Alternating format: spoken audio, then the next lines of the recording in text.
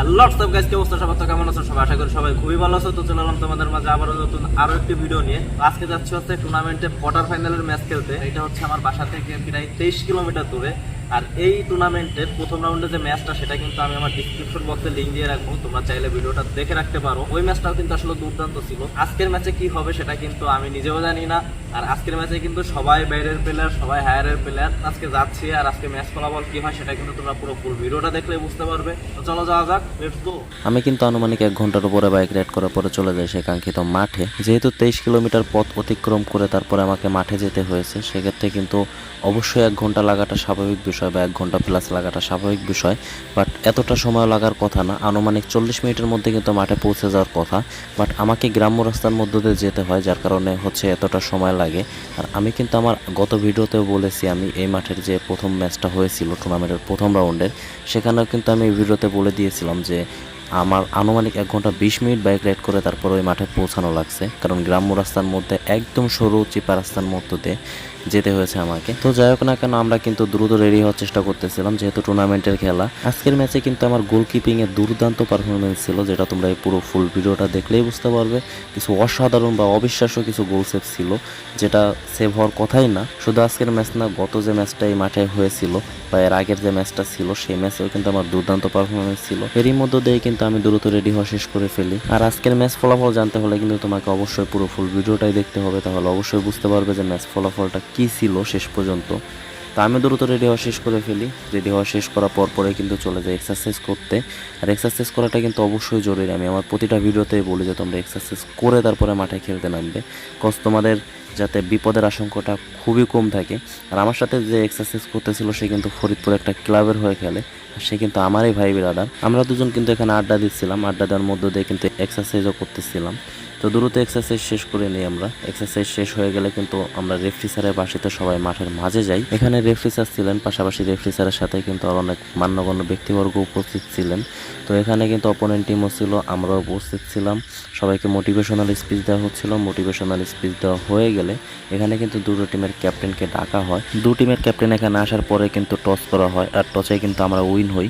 Win হওয়ার পরেই কিন্তু আমরা আমাদের পছন্দ মতো একটা সাইডে চলে যাই। যাওয়ার পরে কিন্তু এখানে সবাই আমরা ম্যাচের আলোচনাটা শেষ করে ফেলি। আর আলোচনা শেষ করার পরেই কিন্তু আমরা এখানে দোয়া পড়ে নিচ্ছিলাম, যাতে আমরা ম্যাচটা জিততে পারি, পাশাপাশি সুস্থ এবং সুন্দরভাবে যাতে মাঠটা ত্যাগ করতে পারি। দোয়া পড়া শেষ হতে না হতেই কিন্তু সেই টুর্নামেন্টের কাঙ্ক্ষিত ম্যাচটি শুরু হয়ে যায়।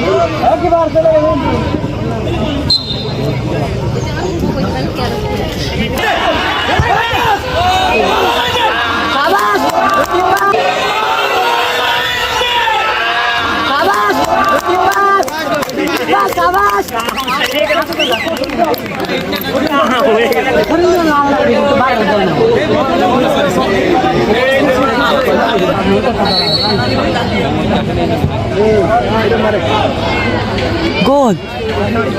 35 মিনিট খেলা শেষ হতে না হতেই কিন্তু ফার্স্ট হাফের বাঁশি বেজে যায় অ্যান্ড তখনও কিন্তু গোল স্কোর 0-0 ছিল। অন্যদিকে অপোনেন্ট টিমও কিন্তু আমাদের সাথে হাডাহাডি লড়াই করতেছিল, যেহেতু দুইটা টিমের প্লেয়ারই ভালো ছিল। সেকেন্ড হাফের খেলাতে কিন্তু দুর্দান্ত পারফরমেন্স করেছিল দুইটা টিমের প্লেয়াররা, যেটা তোমরা পুরো ফুল ভিডিওটা দেখলেই বুঝতে পারবে। ম্যাচ ফলাফলটাও কিন্তু তোমরা সেকেন্ড হাফের খেলাটা দেখলেই পেয়ে যাবে।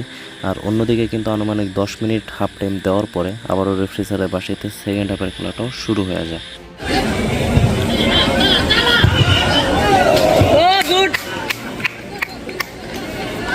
মিস করলি তো বসন্ত দায় যাবে না।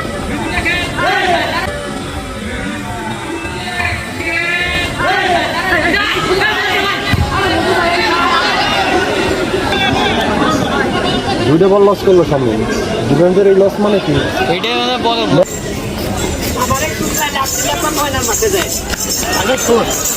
আরে বল ও হেন কাটি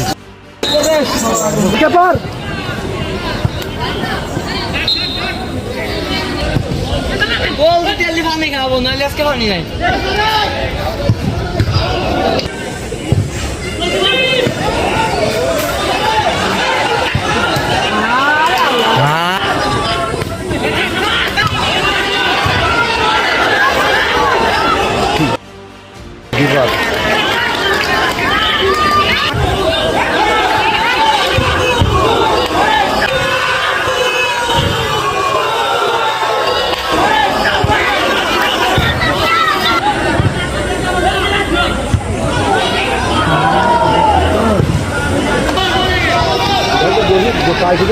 ভিতরে যা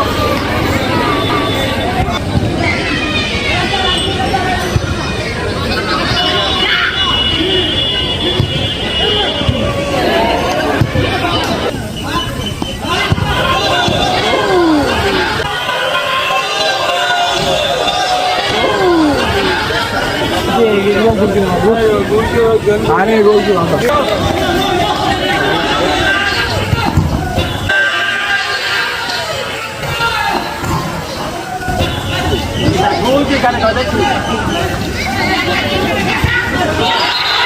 ম্যাচটিতে আমাদের কপাল এতটাই খারাপ ছিল যে আমরা লাস্ট 1 মিনিট সময় থাকতে আমরা একটা গোল খেয়ে অপোনেন্ট টিমের কাছে 0-1 গোলে হেরে যাই। ফার্স্টের শট কিন্তু আমি সেভ দিয়ে দিয়েছিলাম, বাট ব্যাড লাক থাকলে যেটা হয় আর কি। তো যাই হোক না, এখন আজকের ভিডিওটা এই পর্যন্তই ছিল। দেখা হচ্ছে আমার নেক্সট ভিডিওতে। So bye bye, take care.